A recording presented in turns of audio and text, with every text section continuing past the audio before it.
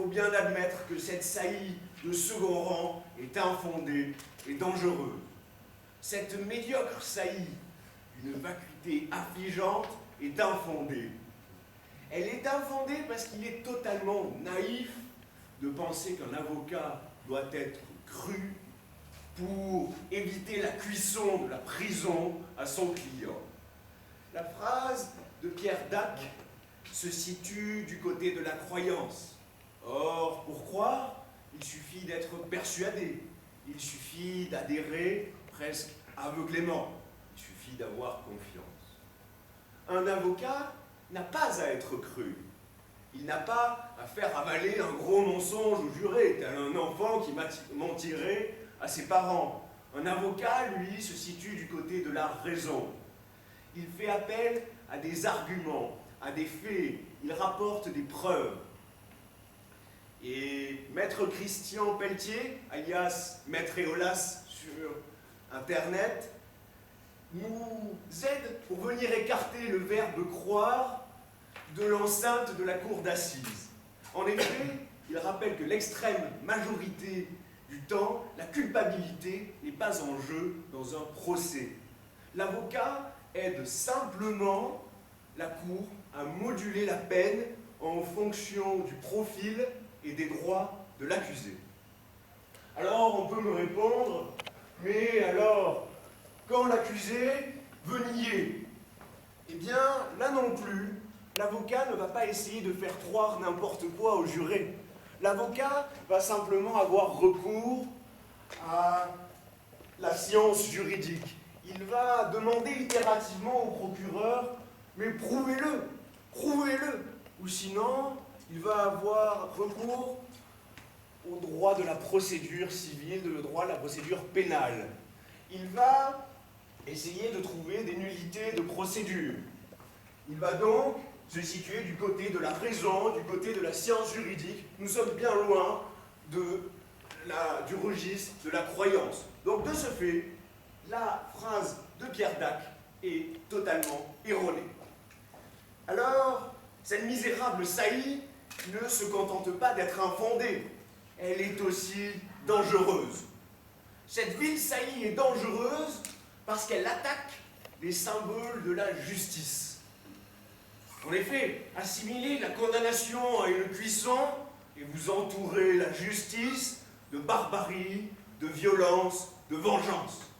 Or, Mauriac nous avait enseigné la vengeance déguisée en justice, c'est notre plus affreuse grimace. Alors, j'aurais envie de dire à Pierre Dac ce qu'avaient dit Athéna et Apollon aux Érénies. Mais taisez-vous, cela ne relève pas de vous, mais de la cité. S'il n'est plus question de vengeance, mais d'ordre public. Alors, nous voyons que ce vocabulaire de la barbarie, de la vengeance, est donc totalement inapproprié pour qualifier une décision judiciaire. Par ailleurs, assimiler la peine à une cuisson, cela nous rappelle les mauvais souvenirs des pratiques moyenâgeuses. Pourtant, depuis le Moyen-Âge, nous sommes passés de 7 instruments de la justice à 7 instruments de la justice. Le bûcher cuit au sens propre l'accusé.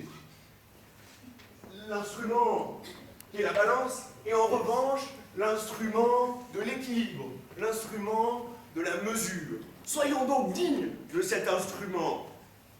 Refusons avec véhémence le registre de la barbarie et de la vengeance lorsque nous parlons de la justice. La phrase de Pierre Dac apparaît donc inappropriée, car destructrice de ces symboles. Alors là, j'entends déjà les Cassandres me dire « oui, il s'agit que de symboles, c'est pas bien grave ».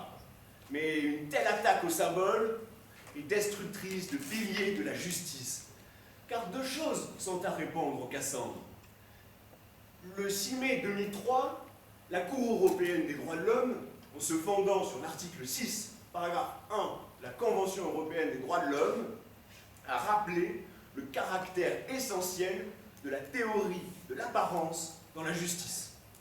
En outre, deuxième chose à dire aux Cassandres, le profane est souvent perdu dans les méandres de la justice. Caricaturer les décisions de la justice, et alors vous priverez le profane d'un début de compréhension de la justice. Donc les apparences, les symboles ont une importance considérable dans la justice. Ce sont les piliers qu'il convient de ne pas attaquer au risque de faire effondrer le système judiciaire. En somme, cette phrase est donc infondée et dangereuse. C'est pourquoi je demande à titre principal au jury de bien vouloir éloigner ces vulgaires considérations culinaires de toute appréciation sur notre noble système judiciaire. Et à titre accessoire, je demande au jury de faire respecter les symboles et les apparences afin de mettre en exergue la raison et la mesure qui gouvernent notre système judiciaire. Merci.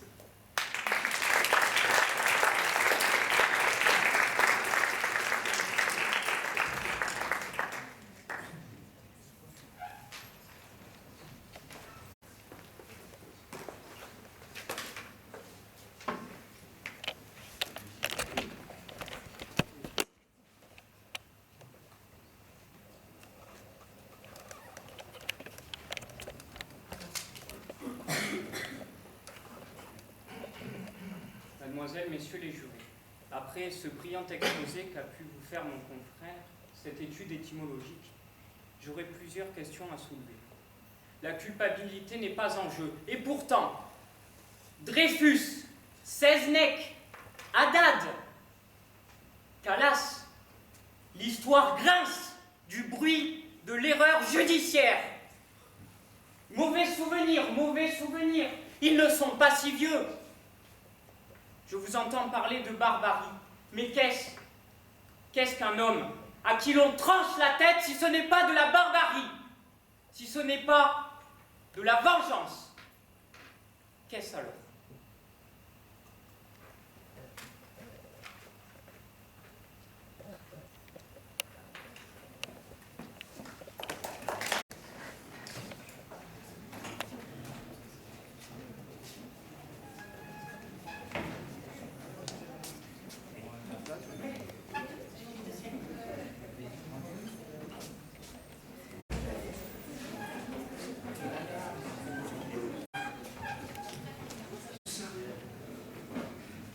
Dire un petit mot, proclamer les résultats et ensuite les uns et les autres interviendront. D'abord, je voudrais, en apprenant à tous, vraiment remercier les organisateurs de ce concours qui est remarquable. J'ai un très très grand souvenir de celui de l'année dernière, la lauréate étant ici, et celui de cette année me laissera, je pense, nous laissera juste un très grand souvenir. Donc bravo à vous tous et à vous toutes pour votre engagement. C'est vrai que le disait ici en aparté, mais ça nous rend fiers de vous voir, vous sentir fiers de cette université, etc. Et voilà, ça me fait plaisir de voir que vous avez des talents prometteurs. Ici, vous étiez extrêmement bien représentés ce soir. Donc voilà, ça nous donne vraiment confiance dans l'avenir, dans votre avenir, et peut-être un petit peu dans l'avenir de cette université. Donc, à tous les deux, bravo, vraiment, c'était remarquable pour l'un et l'autre, à la fois pour votre engagement, pour l'intelligence de vos propos, mais bon, la règle du jeu est la suivante, il faut désigner un vainqueur. Bon. Donc nous avons délibéré et nous avons décidé de proclamer vainqueur celui qui était à la défense finalement, Alexis Castelli.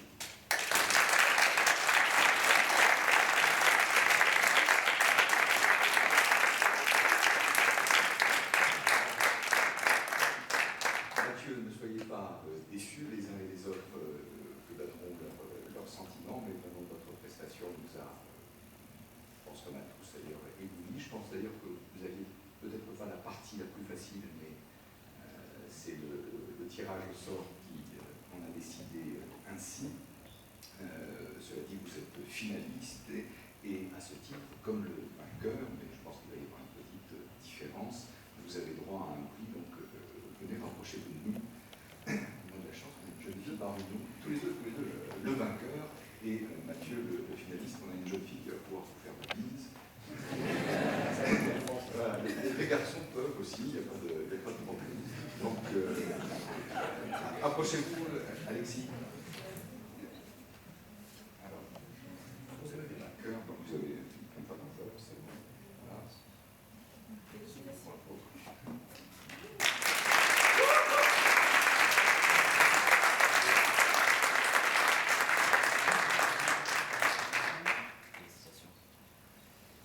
Mathieu. Bravo.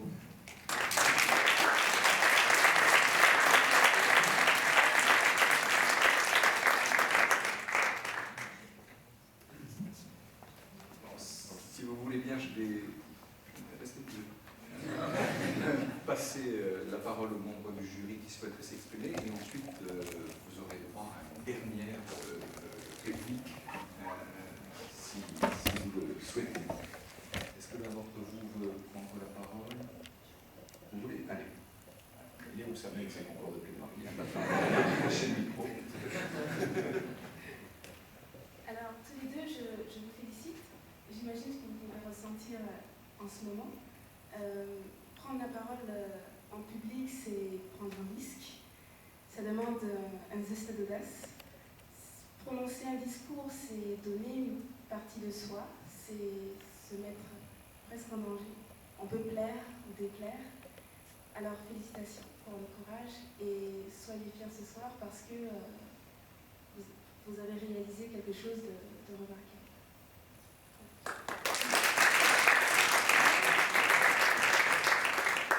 Dans le micro, je ne pensais pas pouvoir parler, mais vraiment, tous les deux, quel que soit un cœur, un cul, tout ça, est finalement très, très accessoire. Moi, j'ai dit à mes collègues que, bah oui, franchement. Mais j'ai dit à mes collègues que j'avais été bluffé parce que je ne suis pas certain qu'à votre âge, et ça vaut véritablement pour tous les deux sans démagogie, qu'à votre âge, j'aurais pu tenir comme ça pendant 7 minutes. Effectivement, vous l'avez dit, c'est une prise de risque, c'est pas naturellement habitué à parler en public, en tout cas pour l'instant. Et que dans les deux cas, même si je suis désolé, ma préférence, elle est peut-être défaut, partialité à un de mes étudiants, mais non, ce n'est pas ça. Mais en tous les cas, j'appuie sur le fait que là, vous, ce qui m'a vraiment étonné, alors que je n'étais pas convaincu au départ par rapport à ce que je trouvais un petit peu en distance du sujet, on a vu que vous, finalement, vous arriviez à systématiser ensuite et à replacer votre longue introduction par rapport à un enjeu qui est très intéressant. Et ce qui m'a vraiment bluffé jusqu'à un petit peu en avoir un petit frisson, c'est votre défense qui nous a laissé un peu perplexe. A-t-il fini, n'a-t-il pas fini? Un effet pour le coup très très bien senti. Quant à vous, vous maniez vraiment excellemment l'humour. Petit bémol, peut-être un peu trop.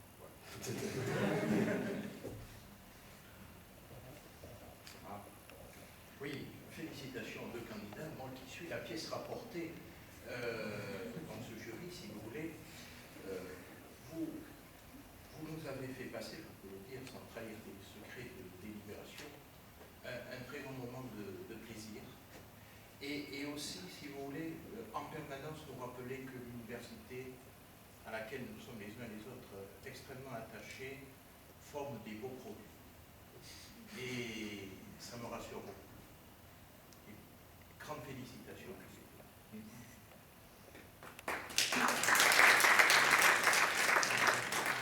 Je vais dire d'original, très franchement, on a eu du mal à les départager. Moi aussi, je suis particulièrement impressionné de vos prestations. J'ai un petit peu l'habitude de la plaidoirie en raison des fonctions. Je peux vous dire, j'ai déjà vu des professionnels plaider de manière beaucoup moins impressionnante que vous. Donc, vous avez sans doute, au moins pour ce type d'épreuve, de grands atouts si vous souhaitez intégrer l'avocature. Ce que je peux vous conseiller, c'est de ne pas surjouer. Peut-être ce qui fait un peu la différence. Et lorsque vous prenez un risque sans un autre, il faut être certain de pouvoir l'assumer. Parce qu'il n'a pas été tout à fait le cas. Ce qui peut expliquer qu'on ait une petite préférence pour le premier candidat. Mais vraiment, félicitations à vous deux. Vous avez des qualités incontestables.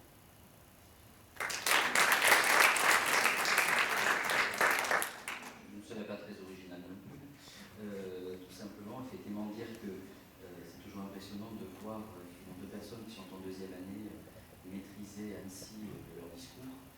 Ça, c'était exceptionnel.